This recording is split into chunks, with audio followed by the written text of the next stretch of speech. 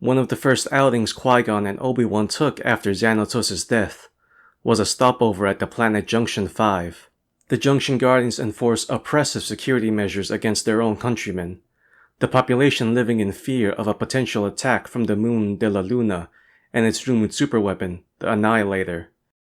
Unable to turn his back to such strife, Qui-Gon investigates the situation, followed closely by Obi-Wan, eager to prove his worth as a dutiful apprentice. They encounter Lorian Nod, an ex-Jedi and former friend of Qui-Gon's old master, Dooku.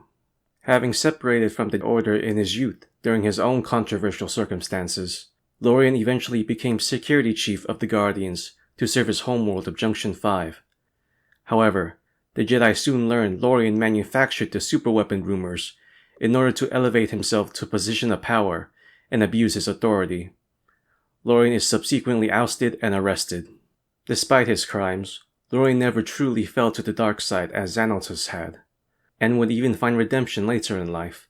As far as young Obi-Wan was concerned, Lorian's arrest reassured him that returning to tutelage under Qui-Gon was the right choice. During their next assignment on the jungle planet Ororua, Qui-Gon instructs Obi-Wan on his first lessons on how to trust the living force, acting in concert with powers higher than their mortal understanding. Qui-Gon has moved beyond the shadow of failure hung by Xanatos, and hopes to impart what wisdom he can to his new apprentice fully dedicated to the life of a Jedi. Later, Vox Chun, father of the late Bruk Chun, is pardoned of his crimes in contributing to Xanatos' schemes on Telos. Using his political contacts, Vox arranges for a deeper investigation on the circumstances around Bruk's passing. Chun family friend Sano Soro, an ambitious prosecutor, pressures the Galactic Senate to have a subcommittee hear Obi-Wan's personal testimony on his role in Bruk's death. Saro hopes to discredit the Jedi institution and hold Obi-Wan accountable as a criminal who had wrongfully let Bruk die.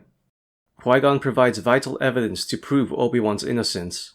In the eyes of the law, Obi-Wan's name is cleared, though Bruk's grieving brother, Cad Chun, will continue to hold a grudge against Obi-Wan for the next 15 years. When the galaxy suffers a severe shortage in Bacta production, a shortage secretly faked in order to boost the cost of Bacta for short-term profit, the Stark Commerce Combine increases raids on convoys ferrying the precious medical material. The Trade Federation pushes for support from the Galactic Senate to put down their longtime rivals in Iko Stark's coalition of pirates and freelancers. Senator Ranulf Tarkin of Iridu, with his recent expansions of the Outland Region Security Force, wants to make an example of Stark to justify the reinstatement of a centralized Republic military. Padawan Obi-Wan Kenobi is attached to Qui-Gon Jinn in the Jedi delegation assigned to mediate diplomatic talks between representatives of the Combine, the Federation, and the Republic. Already having witnessed and felt the loss of life of a fellow Jedi in Bruk Chun, and for the fallen Jedi Xanatos, Obi-Wan next feels the death of esteemed Jedi Master Tyvoko, who succumbed to wounds sustained in the Stark Hyperspace War. Quinlan Vos, the Padawan of Jedi Knight Tolm, takes Tyvoku's death harder than others. As the war progresses, Quinlan and Obi-Wan serve together in a series of ground battles with their fellow Jedi against wave after wave of Combine assailants. It is a journey in which they begin a close brotherhood, stretching throughout their service in the Jedi Order. The war ends quickly when Iako Stark betrays his disgruntled allies and surrenders himself to Qui-Gon's and Obi-Wan's custody. Following the war, Qui-Gon oversees a training mission on Ragoon 6 for Obi-Wan and Quinlan. A contest of skill between the two proud Padawans nearly ends with both of them drowning in a river, if not for Qui-Gon pulling them out of the depths with the Force.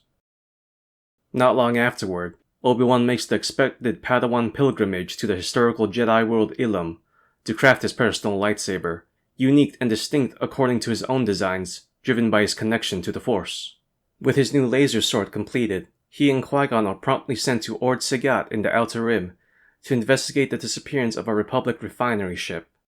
Local gunrunner Dexter Jetster initially mistakes Obi-Wan arriving to arrest him, but Dexter eventually draws Obi-Wan's attention to another corrupt mining corporation, Denin Ardru Mutual, which has been forcibly disarming the local population to illegally steal land from Ord Sagat colonists. Underhanded his methods may have been, Dexter was doing his part to sabotage the company's operations. When Obi-Wan stops Din and Arju's security thugs from harming 2 children, a crowd of people applaud the Jedi. The subsequent dismantling of Din and Arju's abuses and their unlawful monopoly leads to a lasting friendship between Obi-Wan and Dexter. At first, Obi-Wan struggles to hit a good dynamic with Siri Tachi, recently adopted by Jedi Council member Adi Gallia as a Padawan. The 2 junior Jedi experience their first joint mission together with their masters on an assignment to Keegan, an isolationist planet, finally opening diplomatic relations to the Republic. The 4 Jedi are also tasked with appraising the Force sensitivity of Keeganite infant Olana, if she may be adopted and trained in the Force by the Jedi Order. Over the course of the mission, the Jedi uncover Keegan's totalitarian regime, hiding under the false veil of a corrupt democracy, as established by Keeganite's leaders afflicted by visions of the fall of the Jedi, the rise of the Empire, and the absolute destruction wrought by the Death Star. Olana's parents contacted the Jedi to keep their daughter and other children from being stolen by Keegan's oppressive, benevolent guides. Mistaken as more children slated for indoctrination, the Padawans rescue Olana and expose the extent of the Keeganite relearning circle's cruel teachings and abusive practices. Parents soon welcome back their sons and daughters, as Keegan's government is restructured accordingly. Olana is renamed Olana Cheon, and grows up to be an admirable member of the Jedi Order. While Keegan reconnects with the wider galaxy, Obi-Wan and Siri develop a new bond which, in only a few short years, will grow into something more.